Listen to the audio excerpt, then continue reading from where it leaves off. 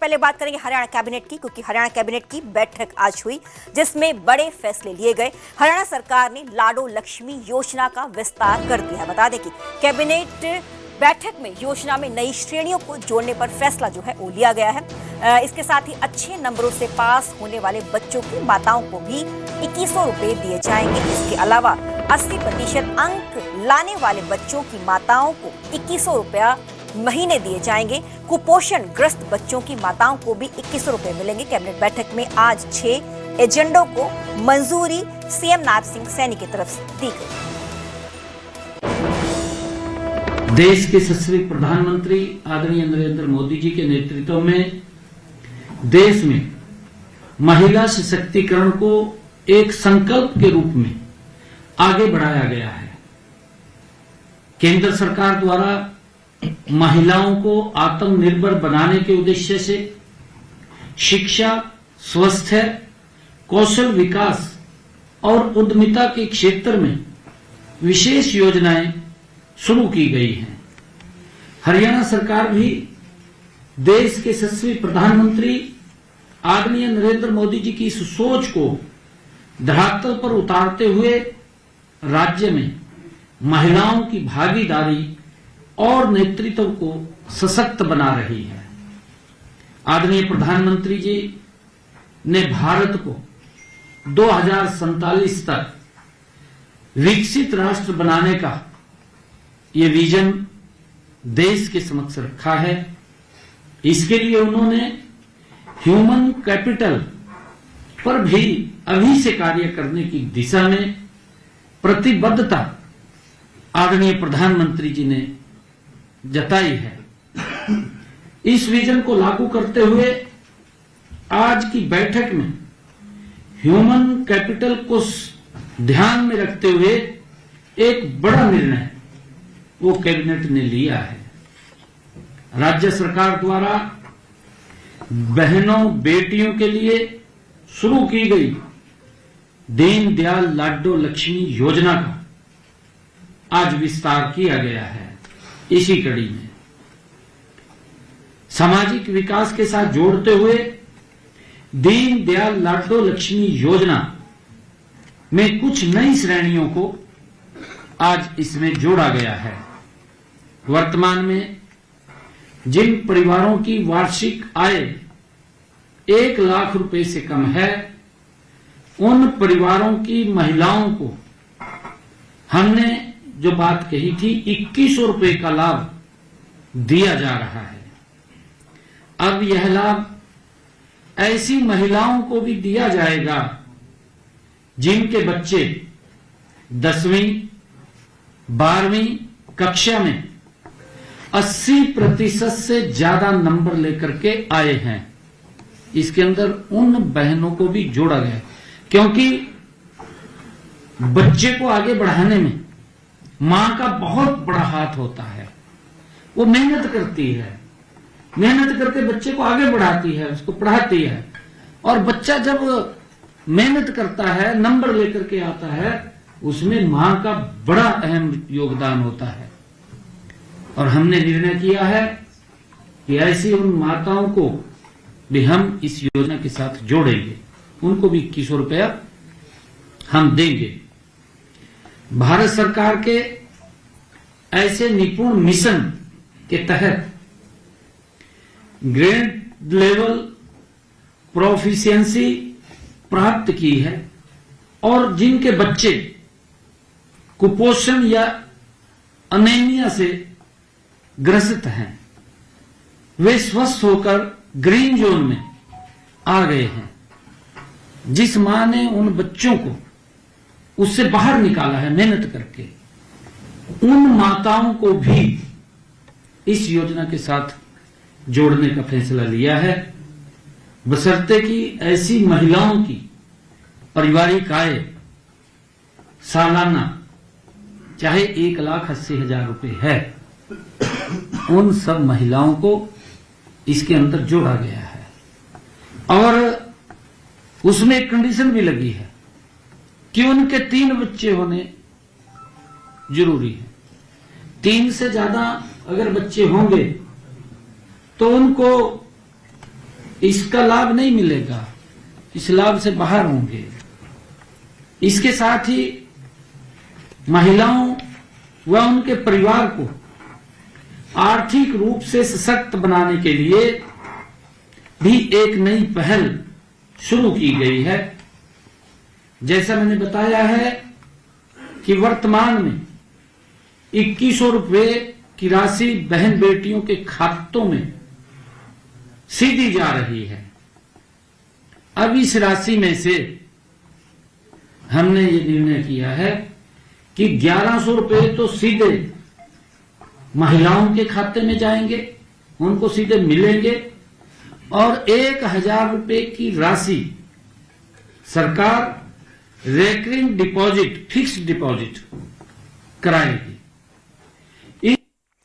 इसके अलावा भी कैबिनेट बैठक में कई और अहम बड़े फैसले लिए गए हैं, जिनके बारे में मुख्यमंत्री नाथ सिंह सैनी ने खुद में विस्तार में जानकारी दी है, क्योंकि लाडो लक्ष्मी योजना का विस्तार तो किया ही गया, इसके साथ भी कई और अहम फैसले भी इस कैबिनेट की बैठक में लिए गए।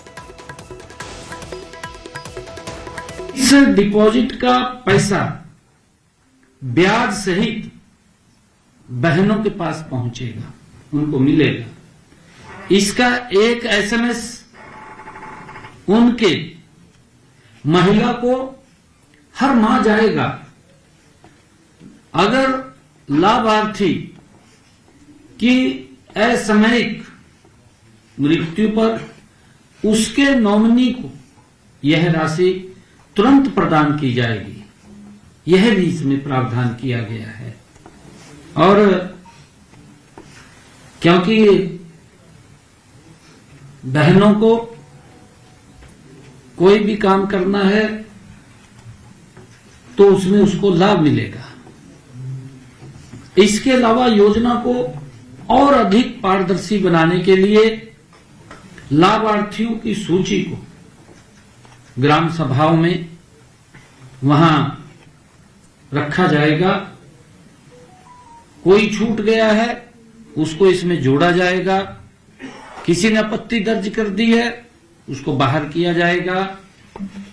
दीनदयाल लाडो लक्ष्मी योजना के तहत अब तक हमारे हरियाणा प्रदेश में 10,255 महिलाओं ने आवेदन किया है।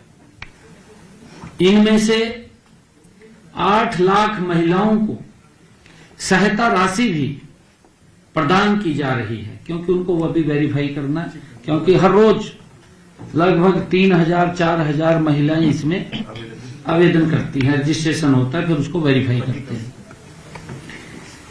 बाकी की वेरिफिकेशन चल रही है। अभी तक सरकार द्वारा 2 किस्तों में लगभग 250 करोड़ रुपए की सहायता लाडो लक्ष्मी योजना के तहत बहनों को दी जा चुकी है। और इसी प्रकार मैं बताना चाहूंगा, हरियाणा में देश के यशस्वी प्रधानमंत्री आदरणीय नरेंद्र मोदी जी ने, जब हमारी सरकार ने, डबल इंजन सरकार ने 2014 में सेवा करने का जब हमें अवसर मिला था, उस वक्त हरियाणा में लिंगानुपात 871 था। वो देश में मेरे ख्याल से सबसे निचले स्तर पर हरियाणा था।